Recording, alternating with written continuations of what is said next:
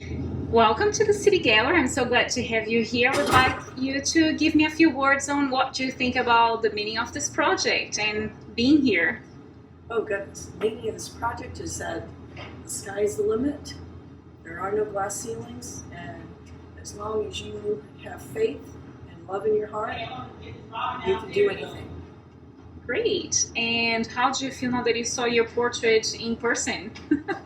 Well, I think we're always our worst critic, but you are such a fantastic artist, so everybody says it depicts me just perfectly. And you got my green eyes.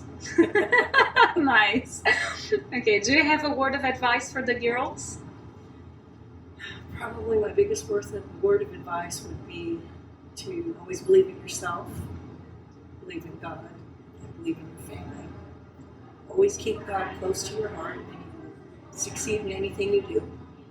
Okay, fantastic. Thank you.